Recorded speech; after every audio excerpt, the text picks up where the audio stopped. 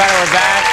The next guest tonight is a regular correspondent on The Daily Show, and on New Year's Eve, you can see him at Zany's in Chicago. Please welcome, very funny, Louis Black.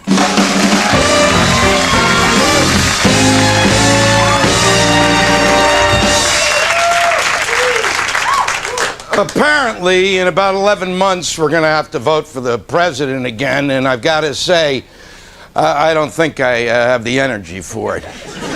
I mean, this thing's already started, and these guys have worn me out. I mean, at this point in time, looking at the list of the candidates, I would prefer to go into the 21st century following any clown from Barnum and Bailey's circus. Look at the people we're talking about.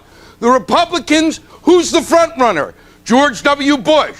He's the front runner. He leads in the polls, and nobody knows who he is. How is that possible?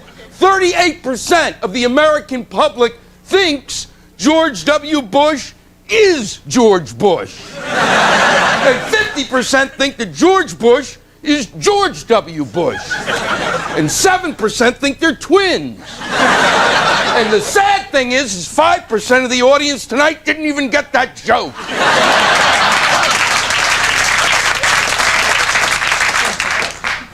George W. Bush is the governor of Texas, okay? That's reason enough for an investigation to begin tomorrow. John McCain. Nobody knows John McCain. Hello, folks. 8 years ago, we elected a man president, and nobody knew who he was. Are you happy now? This is the presidency, not a mystery novel. Steve Forbes, we actually know him, which is worse. Steve Forbes is one of the richest men on earth.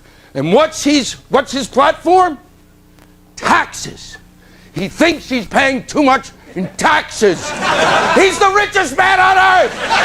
What is he, insane? At least if you're going to run to be the president, okay, come up with some other idea, like that the cafeteria tables aren't varnished properly. Then you go to the Democrats. Al Gore, Bill Bradley. I watched their debate, and it was like watching a stroke unfold.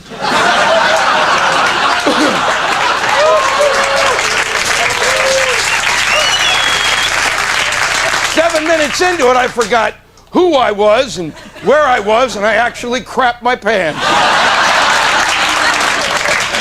And I don't think Al Gore should be allowed to run for president. Why? Because he's married to a woman named Tipper. All right? I've been around quite some time, and I've never met a woman named Tipper. And my friends have been around, and their friends, and their friends, and nobody's met a woman named Tipper. That's what you name a horse.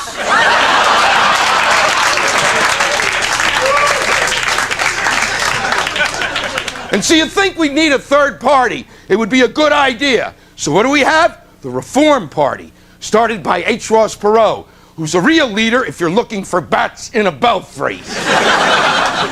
First candidate is Buchanan, okay? Pat Buchanan, who scares me because I'm Jewish. Because apparently Buchanan likes Hitler a little more than Hitler even liked himself. I knew you wouldn't get a big one on that, but I enjoyed it. And if you don't know that Buchanan's nuts from listening to just what he has to say, watch your dog while he speaks, because their ears perk up. And if that doesn't convince you, watch the way he laughs. How does a normal person laugh? Ha ha ha. You expel air. How does he laugh? What you're hearing is actually the sound of his own ass sucking him in. Donald Trump is running for the presidency. Are there no adults left in the room? When I heard that, my teeth actually tried to reach around to eat my brain.